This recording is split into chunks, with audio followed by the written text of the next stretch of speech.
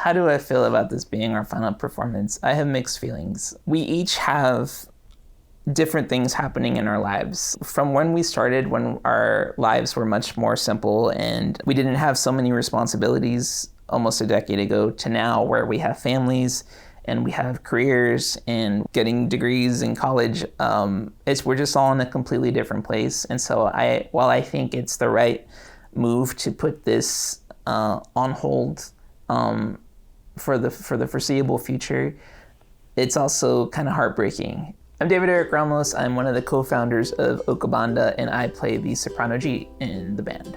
I started playing the ocarina back in 2000, so that is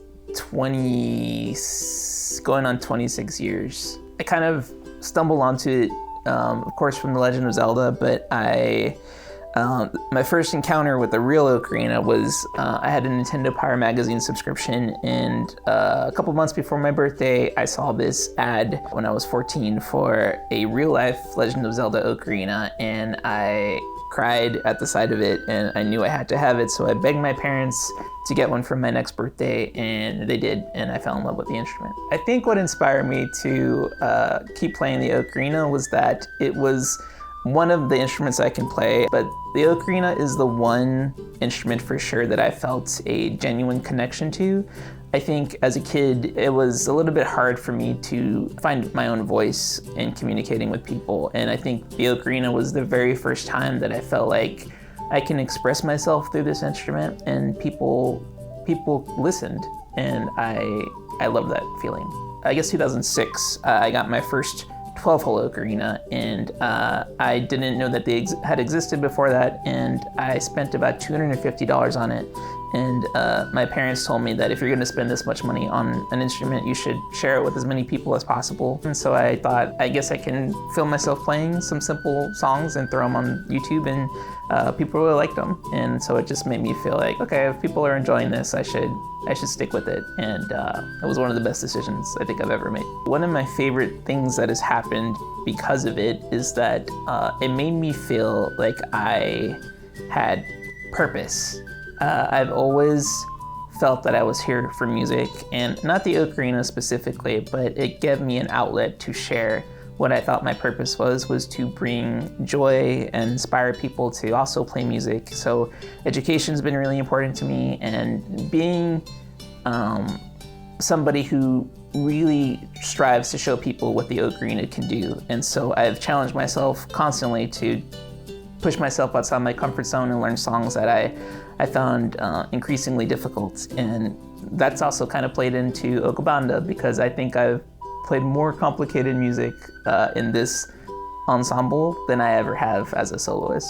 Ocabanda came from my first trip to Budrio, Italy for one of the ocarina festivals. I had been going to Budrio since 2011. Maybe it was 2011.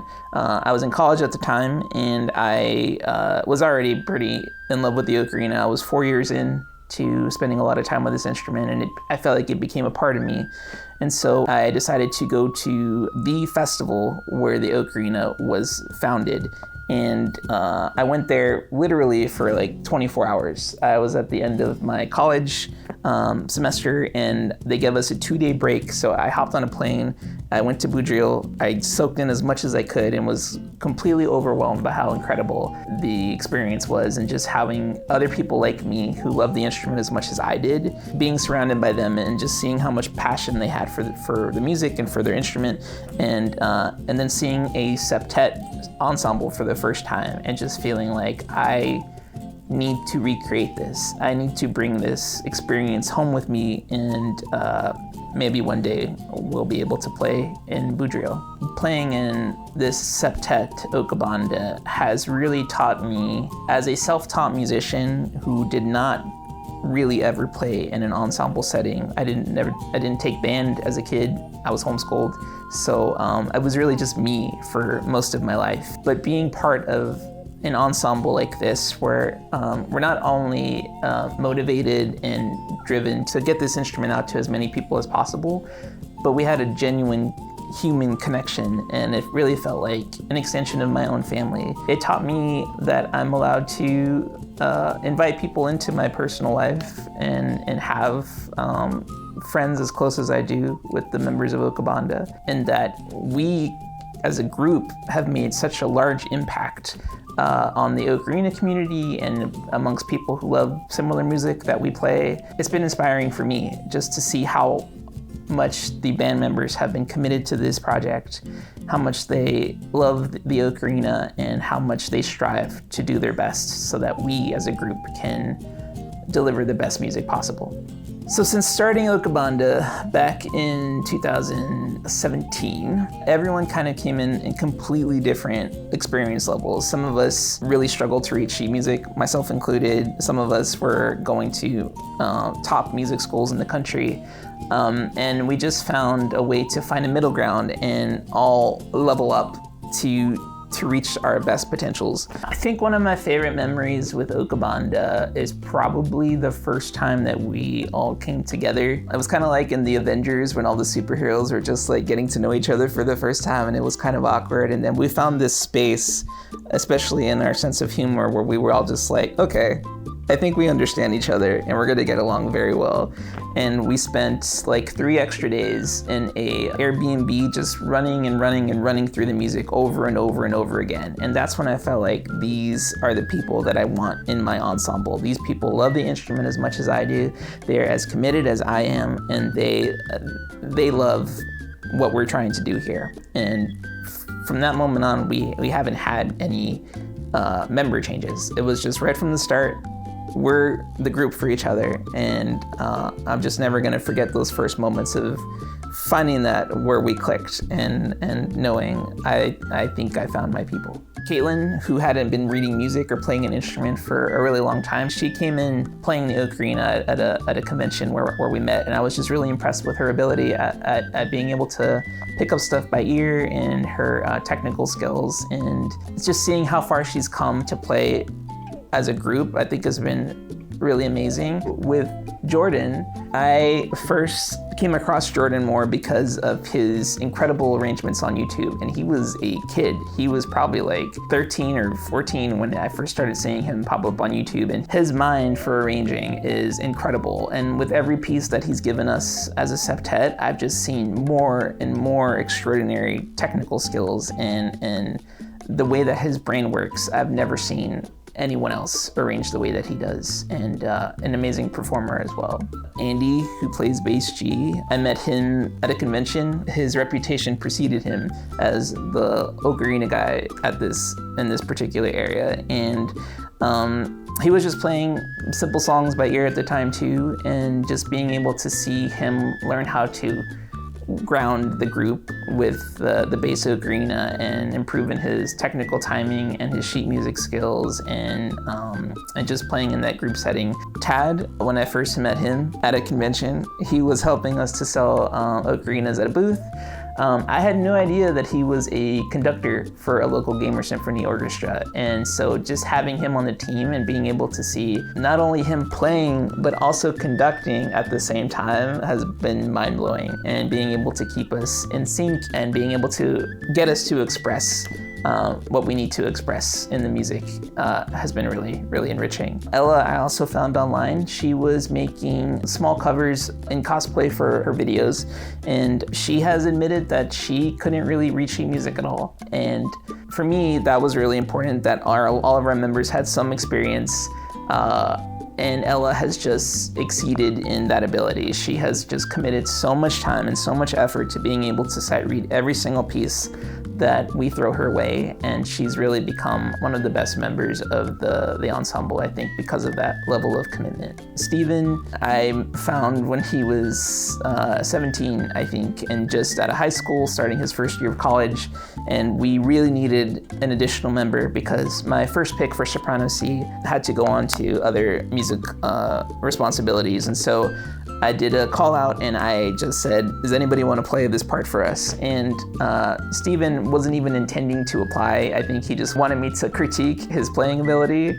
And I was like, hey, you want this spot in the band? And his parents trusted me enough to fly him out to Los Angeles and do our first playthrough together. And I couldn't let him go after that. He fit in right with the rest of the team, and he has just skyrocketed in his musical capabilities and his arranging skills. So just seeing him grow in that way has been really inspiring. I'm really proud of all the members for just how much they've pushed themselves to continue to grow in their sight reading and their technical skills and their ability to express what the music's trying to say. Getting to bring this group to Budrio was the genesis of Ocabanda. I was inspired by my first time in this small town where the ocarina was invented to try to recreate the magic that I got that weekend that I got to visit the first time. And that was always my thing. Like, I just want to be good enough to come back here one day with people who love the instrument as much as I did, and show people over here in America, we love this instrument too, even if it's for different reasons. My personal mission with playing the instrument so long has been, I want to show people what this instrument can do. And with this group and going back to Budrio, I think it was even more personal. I want to show people what I can do and the people that I love can do with me. And it is extremely special to me to be having one of our final performances in this specific setting, surrounded by people who I've been visiting for many, many years. And especially with this group.